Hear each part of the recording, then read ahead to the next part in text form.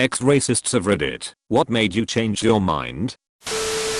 Education. I grew up in the deep south. I mean, 20 years of my life was spent on the same exact street that my family has lived in for over 100 years. I went to public school K-12. So I basically grew up with the same people around aside from the occasional new student who made the questionable decision to move there. When we all graduated, we all went to the same exact community college. I just got tired of it. I made the decision to move north to go to college. One of the first courses I took was a sociology class about our country's perspectives on different races. It instantly opened my eyes to how racist I truly was. I had been raised in it, genuinely brainwashed into the ignorant thinking that rule racist attitudes. I had never even stopped to ask myself if I were a racist until that class. It was then that I came to the hard conclusion that I was racist, homophobic, and sexist. I'm female and I had some harsh attitudes toward how a female should behave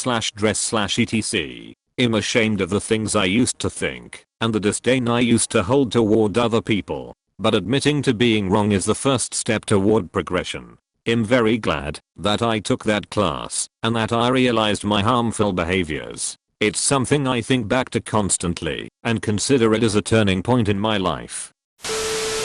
I went away to college. I was a kid in a racist family. N-bombs were thrown around the dinner table regularly. I had really only met a few African Americans in my whole life. I was also the first in my family to go to college, other than my brother to seminary for the cult my family is in, which I don't count. My friend Richard Redacted was my first black friend.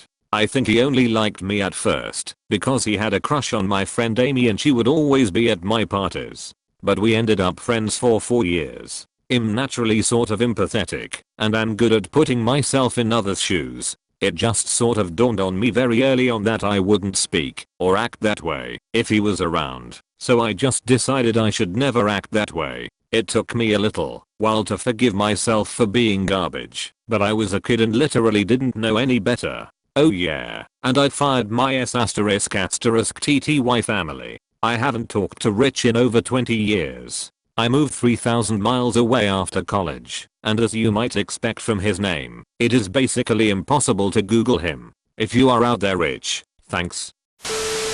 My grandma grew up in Virginia in the 1900s. Being racist is just the default setting. Nana loved her family more than anything, though. So at one point in the late 1980s, she met her first not 100% white grandkid and discovered she still loved him. She made astounding late life progress accepting that darker skin toned people were not only people, but family, friends and welcome in her house.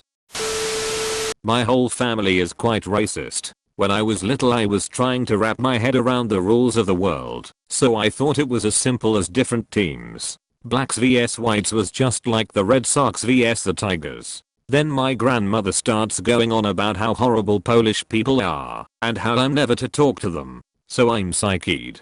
Screw those Polish people, whatever color they are, we're mortal enemies. Then she points out our Polish neighbor to me. But, she's white. I point out to my grandmother that she's white so we're on the same team. My grandmother says no, that she's a mixed breed. I point out that my great granddad was a Shoshone Indian, and that I'm a mixed breed. She says that doesn't count. That's when I realized she was just making up the rules and I wasn't going to play games with someone who couldn't stick to the rules. I never made the choice really to be racist, but I grew up in South Mississippi and my family wasn't overtly racist, but they were the kind to say racist things behind closed doors and didn't allow us to watch TV shows such as The Cosby Show or Fresh Prince and definitely no rap music in the house. I absolutely fell in love with a lot of black artists in the early 90s. I loved the hip hop scene at the time and holy yes **T Fresh Prince was the best sitcom on television. I played football with 80% black guys and worked at Pope's Chicken with over half the staff being black. I guess you can say my own real world exposure despite their attempt to shelter me changed me. I cringe at some of the vernacular I used in my early youth, as the N-word was the same as black in my house. I literally was not raised to know that was a bad word. I'm glad that from the age of maybe 12 on I learned to love all people on my own.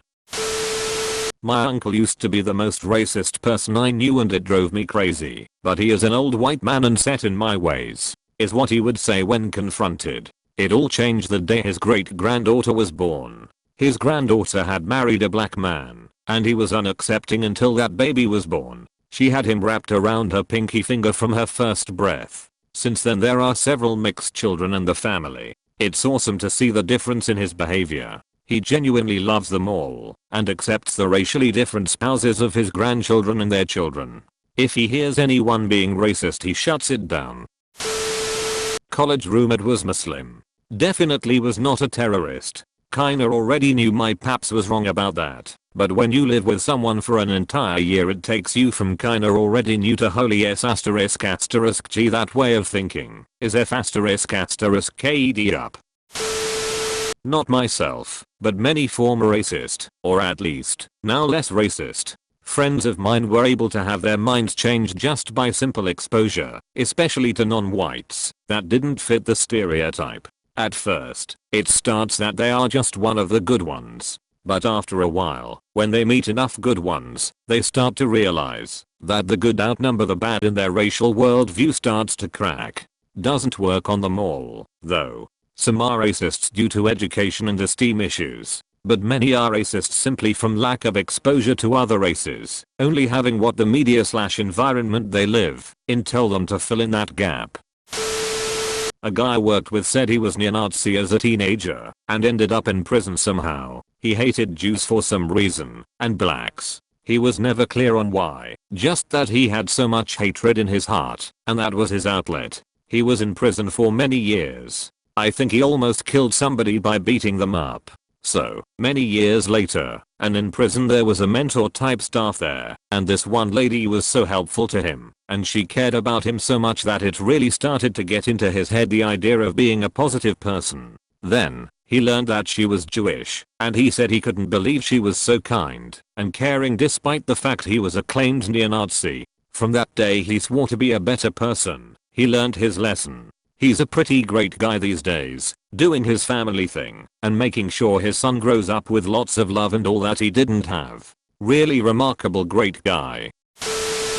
Short answer: rap music and a curious mind. But what's more impressive is how thick of a shell it cracked. My stepfather, who pretty much raised me, was is a Klansman, and so is his father, brothers, etc. This was an old-fashioned family too. My mother didn't speak, unless spoken to. My sisters were expected to marry who my stepfather chose. This was normal to us. I was expecting to find a woman to marry and start a family as soon as I was 18. I'm 23 now, so this was recent. My stepfather beat my older sister black and blue for sleeping with a black man. He always told us that black people are rapists and gangbangers, and that Mexican, while hard workers, are all dirty people and will never amount to anything useful aside from cheap labor. He controlled what we watched and played to reinforce his beliefs in us. On top of this, he was a devout Christian. I was a closeted atheist since 16, but he would have literally killed me if he knew. He believed that gay people should be killed alongside of atheists and Muslims. He wasn't focused on Jews for whatever reason.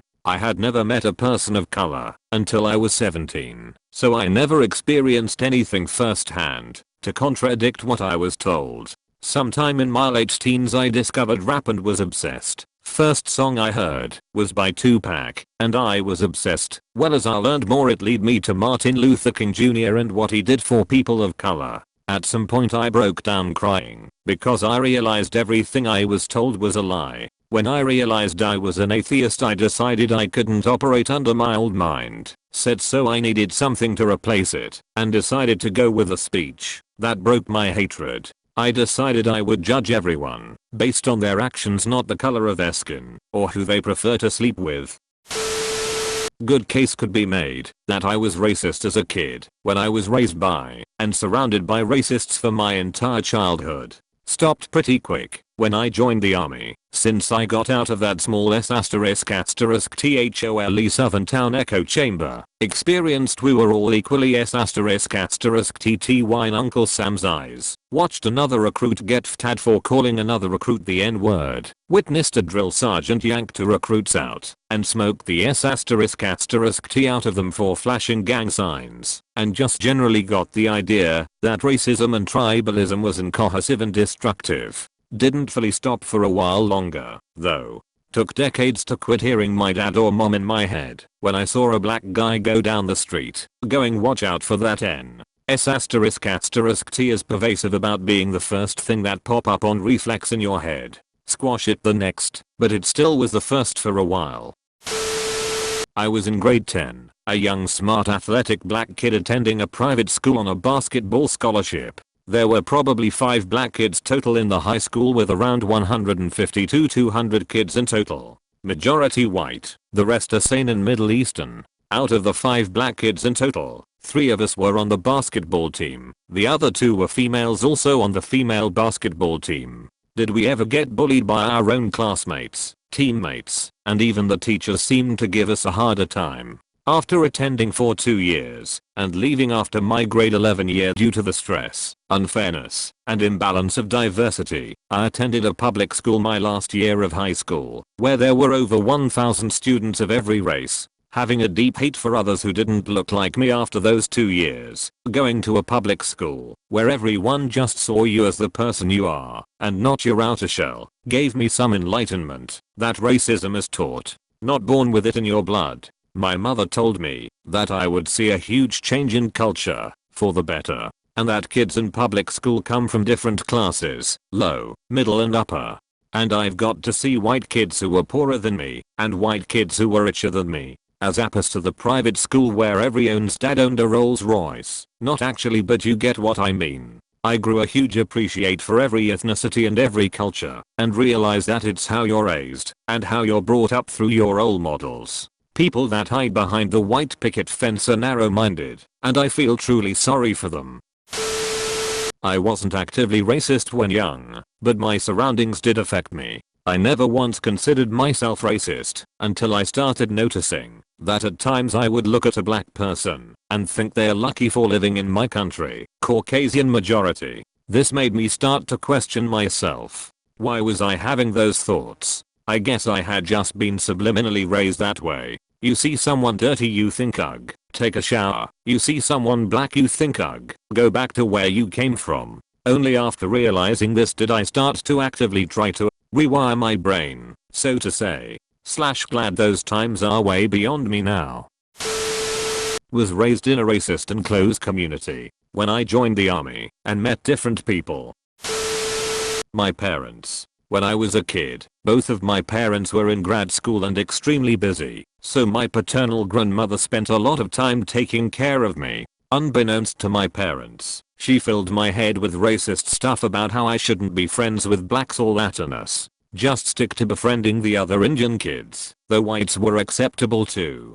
One day I said something about black people that caught my parents off guard. I don't remember what. But my parents asked me where I had learned that, and I told them. They talked to her, and she never really changed her ways. This ultimately led to my parents no longer letting my grandmother live with us, or be around my siblings and I without their supervision, because they couldn't allow such a negative influence helping to raise us. My parents talked to me about why what my grandmother told me was wrong. It didn't take too much to get me back to being a normal, non-racist person because I genuinely liked many of the black and Latino kids in my class. I was raised in the deep south. Casual racism was very normal. I didn't even realize it was a problem. I never thought about it. It was baked into every aspect of life, especially church. I eventually went to a Christian college, and they had a rule I didn't understand. People of different races were not allowed to date without express written permission from both sets of parents. However, this only applied to black students, not Asians, Hispanics, Caucasians, or anyone else. This hit me when I found a close friend crying in the bookstore. She was a very pretty black girl, and she was bawling her eyes out. She really liked this other guy, but his parents refused to give them permission to date. She was devastated. and suddenly it was like a veil was lifted from my eyes. I could instantly see the hypocrisy. I feel terrible for all the things I had thought, and the way that I had acted, all without thinking about it. Anyway, that feels like a lifetime ago. I'm basically a completely different person from who I was up until my early 20s. Almost a complete 180 degrees on all my major worldviews. It all started there with that poor, sweet girl. Sesame Street. I'm not even joking. Was raised in a slightly racist household in a pretty racist state. Seeing kids of all colors playing together made me wonder why my mom wouldn't let me play with certain people. It's really nice to see all these people working to move past the detrimental beliefs that they were raised with. It reminds me why I have hope for humanity. Thanks for this question. I saw Home Alone. After that I loved white people. I remember when my sister and me were young, our neighbor had a traveling nurse who would visit and often bring her daughter. We took to the daughter right away, but things went sour when my dad found us hanging out in the basement playroom. Never saw her again after that and never understood why. Later, when I attended my first day of high school I was a nervous wreck, but I did meet a nice kid who sat next to me in homeroom. We had tons of similar interests which I thought no one else shared. I came from a small 15 student per class elementary school. On the way out of school I was with this friend and introduced him to my mom. Over dinner my mom says to my dad, "Tell dad who your new friend is at school. Oh, it's a cool kid named Chris. And tell dad what else about him." It was then I realized everything. My parents were racists. My mother. My dad would spew racist ***t and I'd never think anything of it. Never knew his words to be something the rest of society viewed as repulsive. Grew up in a small white town. Once my mom saw that what he was saying was setting in, she took me aside and quickly sold my dad out. I'm very grateful for this. My mom quickly taught me that people should be judged on their character and not their skin. My dad's favorite quote was, "You have to give respect to get it." My mom taught me that everyone deserves respect until they give you a reason to not earn yours. I've made so many more friends because of my mom's words, and I can't thank her enough. I was never racist as far as I can remember, but I used to use racist words all the time, just because they were the words to use. I even said an abbreviation of Pakistani for ages thinking it was just like Brit for British. It was not. Grew up in a hillbilly rural ***tpile known for white nationalist activity with hillbilly ***tpile friends. I never considered myself racist, but I certainly had some severe ingrown biases. Didn't say anything when they started getting implied racist tattoos of Viking runes and working class tokens like red laces while commenting about illegals and scum. It moved to 88 tattoos and I knew what was happening, but didn't say anything because I didn't think it would turn violent. I think I comforted myself with the fact that our town has an incredibly low minority population, so I didn't assume anyone was in danger. Dumb. Then friends I had known since middle school got arrested for grouping up and attacking minorities near our city center. The victim was a citizen. He was brown. They assumed illegal. I tried to engage rationally, but by then it was clear what was happening and there was nothing I could say to pull them out of their cult. BULLS****T.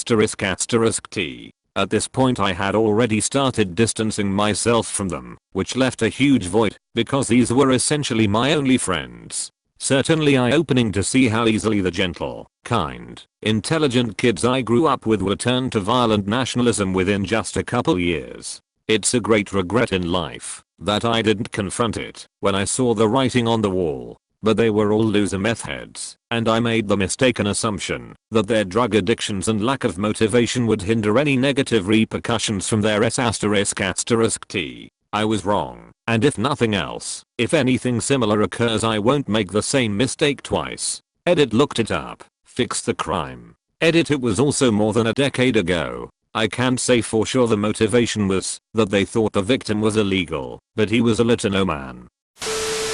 I grew up learning that Martin Luther King was a domestic terrorist and that there was a strict racial hierarchy within ****s being at the bottom. I knew in my heart it was wrong, even from a young age. but it also led to internalizing some ideas that were very wrong. I grew out of it at different points in my life. When I was in elementary school I played basketball, but I hated losing. One day after a game I was crying because I had lost, and a young black boy named Joe came up to me and consoled me. We would soon become good friends and that destroyed any immediate fear I had of black people. By the time I entered college I had many friends of different backgrounds, but I still internalized negative ideas that I didn't know were wrong. In my eyes, Black History Month or Black Lives Matter was counterproductive and didn't make sense. It would take a college education and learning how black history was systematically overwritten and destroyed, and how our criminal justice system is truly unequal even to this day, that I understood the importance.